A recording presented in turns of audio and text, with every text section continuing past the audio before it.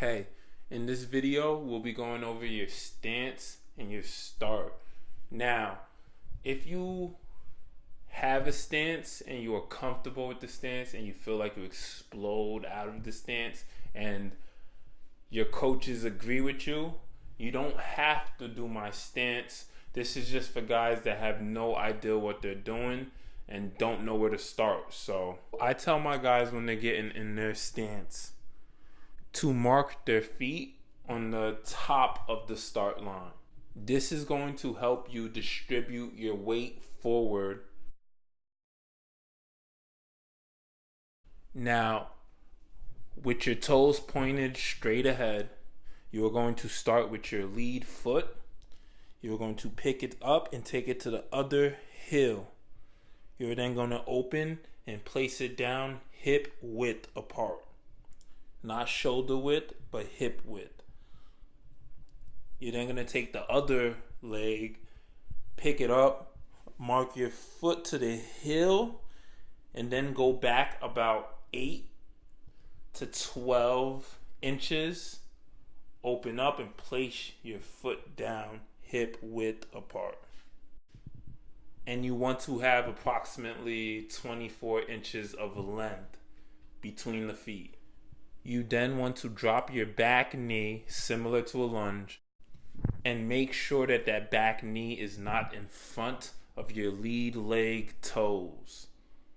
That's a good way to ensure you have the proper length in between your feet. Now you can either walk your hands back behind the line or place your hand behind the line. I prefer my athletes walking their hands back, but this is up to you. Now, if you walked your hands back, your hips will already be at the proper height.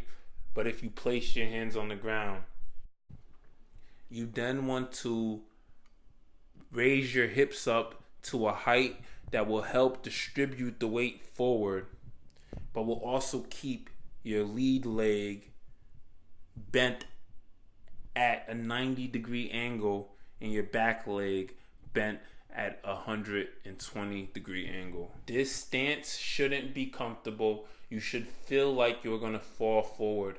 All of these signs are letting you know that you're in a good stance. Once your body is in the right angle and your weight is distributed forward, you are going to pick up the up hand and raise it right to your hip, bent at a 90-degree angle.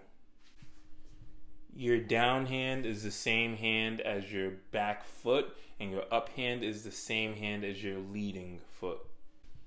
Once your hands are behind the starting line, you want to relax your neck and look towards the ground.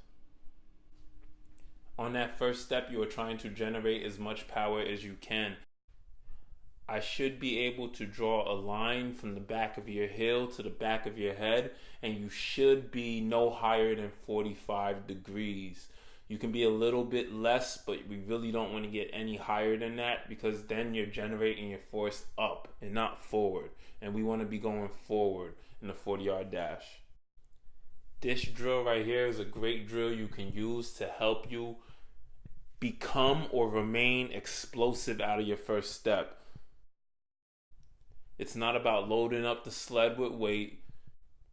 You just want to add enough weight that's going to give you the right resistance. Then you are trying to explode for roughly 13 yards with as minimal steps as possible.